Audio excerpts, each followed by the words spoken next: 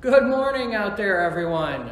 My name is Mark Dorset. I am the student pastor here at the Christabelle Spiritualist Church and Cherry Valley Spiritualist Camp, and I will be your sermon provider for today. I know you're shocked to see me here because I'm never up here doing these, but we thought we'd shake it up a little bit here. So I will begin with our invocation today. If you could please virtually bow your heads. Great Spirit, we accept that which has been given freely out of love and dedication. We give thanks for our continued abundance. We will use these offerings of love to continue the growth of the church and spiritualism. We ask a blessing on the givers today, and that they may be rewarded many times for their selfless generosity. In the same spirit of giving, we dedicate the use of these gifts for that which promotes positive growth, service to others, and love. May we use the gifts wisely for the benefit of all. Amen. And on to our declaration of principles.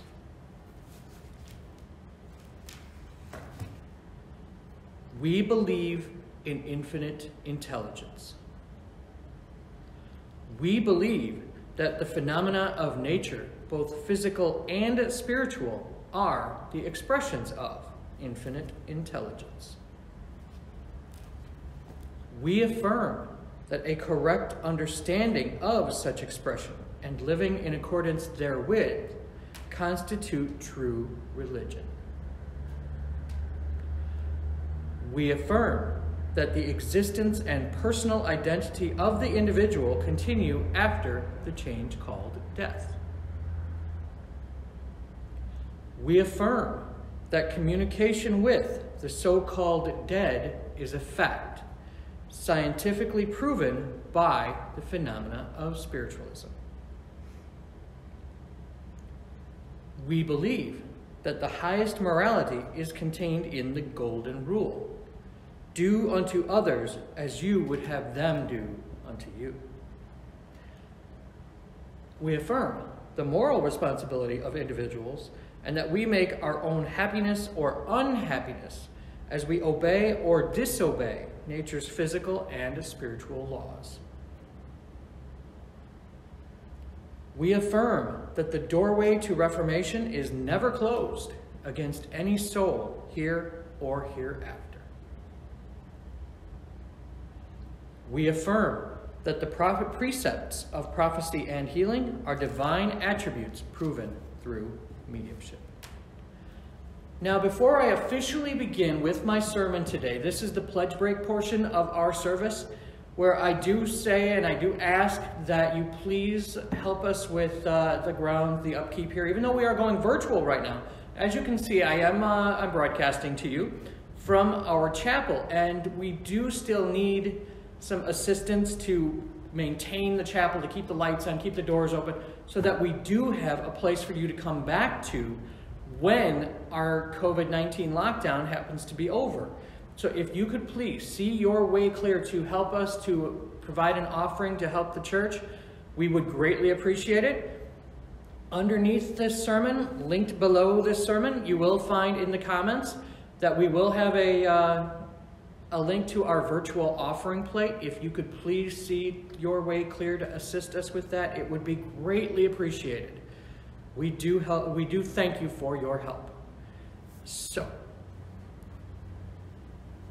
let us begin, shall we? Hello, everybody, and welcome to November and level 11 of Jumanji. Sorry, that is a terrible joke. Although at this point in 2020, I honestly would not be a bit surprised if I saw a whole menagerie of zoo animals go running across the grounds of our camp here. How many of us are looking at the past 10 months of 2020 and beginning to wonder or maybe worry about what this month will bring? In just a few days, we will be finding out the results of one of the most contentious presidential elections that we've had in recent memory. We are also in the midst of a pandemic, the likes of which most of us have never seen before, and that has led to a lot of economic issues for a very large part of the nation. So, gentle listeners, we pick up our story here. As I said just a moment ago, we are officially in November. When you think of the month of November, what thoughts come to mind for you? Is it Thanksgiving? The official beginning of the Christmas and holiday seasons with Black Friday shopping? Speaking from experience, as well as from having spoken to countless people over the years, I think other than Thanksgiving, not many people really look too fondly upon the month of November. Even Guns N' Roses wrote a song about the cold November rain. November is not a month that most of us here in the northern half of the United States in particular look forward to, because it signifies that the more vibrant and colorful autumn, it has given way to fall. As in all the beautiful leaves and crisp sunny weather, it now gives way to the leaves having all fallen from the trees. And at the same time, we all just feel like falling into bed for the next 6 months. This is not traditionally a time that people celebrate, because the warm and sunny spring and summer days have already transitioned from the fun and spooky Halloween-related events, and it's really too soon for a lot of us to see snow yet. Sorry, I love the virtual reactions I just got from a lot of you. Snow way! I know, yes. Snow is something that not everyone loves, but you have to admit, I mean, those old Currier and Ives prints, they really do make it look pretty, don't they? My point is this: at least in December, we usually get some snow in time for the holidays, and it makes it look very pretty, and it just, it looks great when it's, from inside while you're sitting looking out the window and it's nice and warm.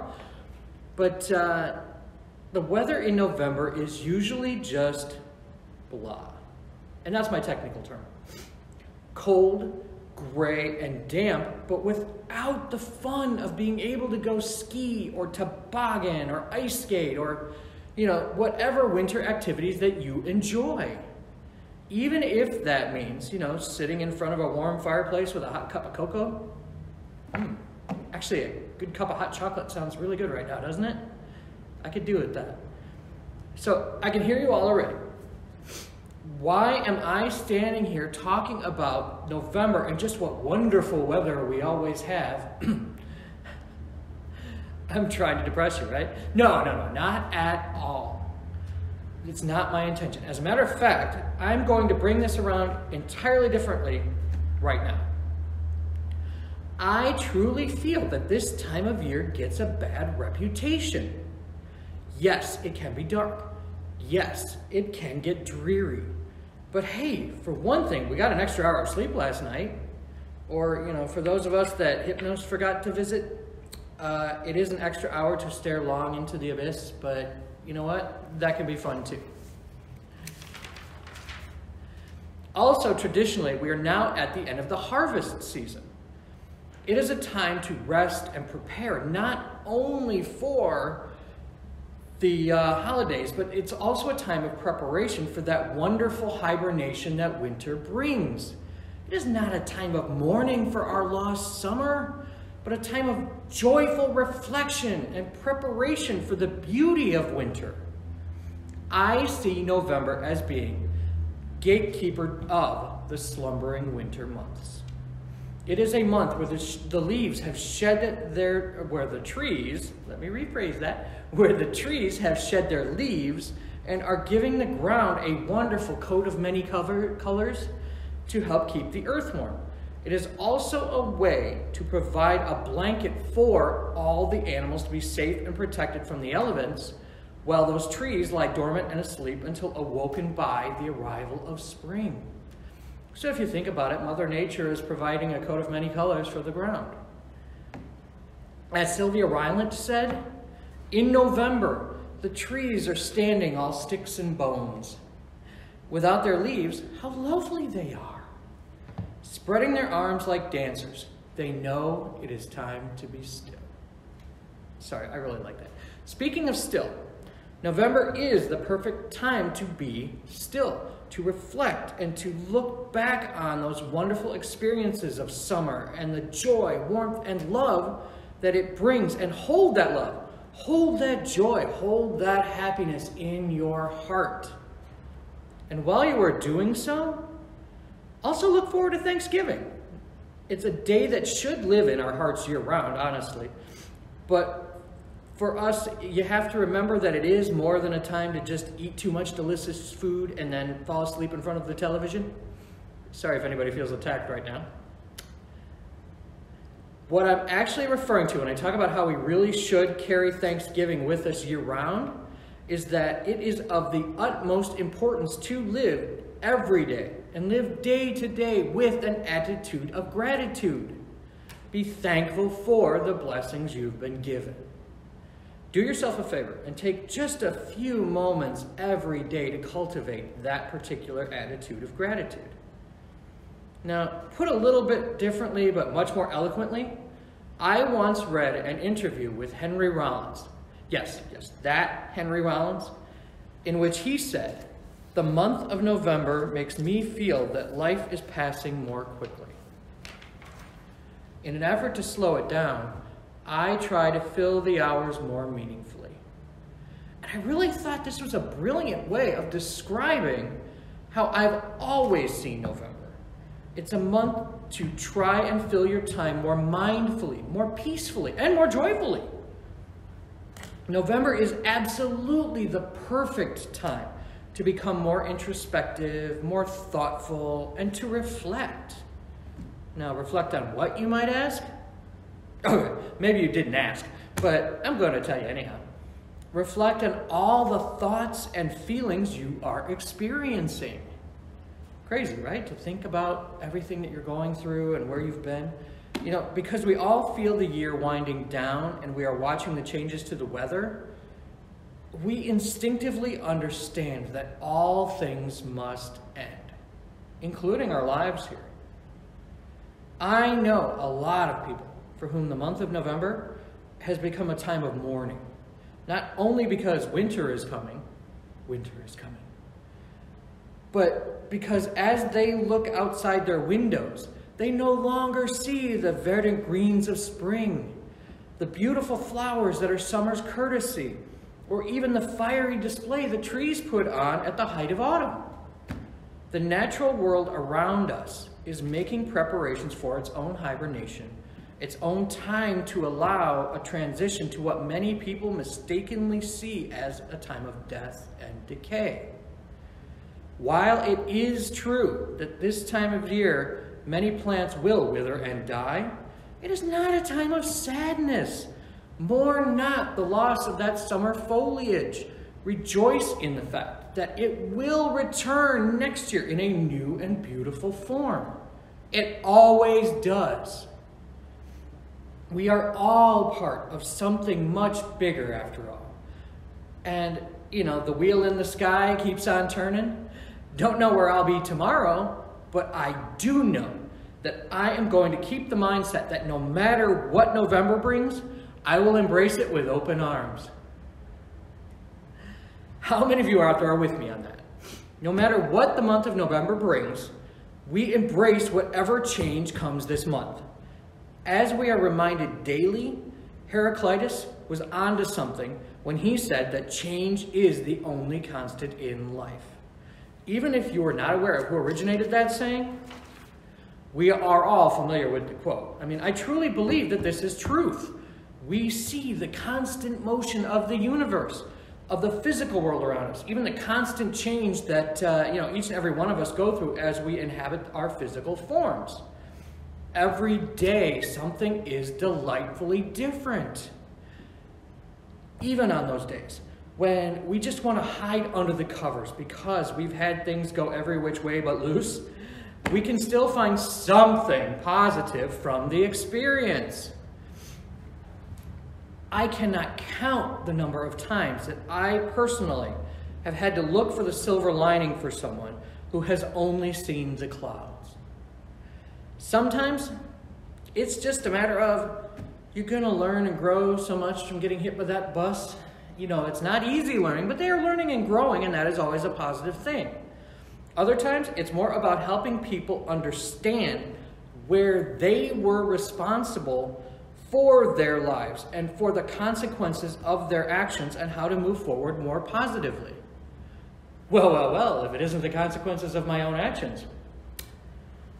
Together, we can weather this month. Physically, emotionally, and spiritually, we can weather the month of November. We are going to use this month as a way to prepare for that unknown country that lies ahead and to make sure that we continue to make our lives and meet our lives and live our lives with arms wide open, waiting to catch whatever wonderful gifts Spirit will have in store for us. We are ready for whatever this month can throw at us. Remember, we are spiritualists. We are strong, resilient people. And we know that no matter what challenges we face when the skies of November turn gloomy, we can be patient. We can be strong. We can turn our lives and our light to the light of spiritualist truth. Even if you do need some time to cocoon and be more introspective right now, that's okay. Do you need some time on your own? Do you need some time all alone? Everybody needs some time on their own. Don't you know you need some time? Okay, sorry. I'm sure a few of you are waiting the entire sermon for me to do that. Probably not. Anyhow, knowing that this month may not be a favorite for a lot of people, try and remember something. We may be a bit worried right now about where we're all headed, and you know what? We may be a bit frightened. But having said that, always keep your eyes open, even during the scary parts. Why? Because you don't want to miss out on the good parts. As we enter the final 2 months of what can arguably be called a challenging year for most of us, remember that ultimately we are the ones in control of where our lives go. Go within this month. Decide where you want your life to go and where you want it to go and where you want it to go, where we all want our lives to go, and start making plans. Start looking to what changes you will want to implement so that when we do make it to 2021, we are ready to start fresh, start new, start learning, growing, striving, and thriving. I wish you all a wonderful November. Thank you.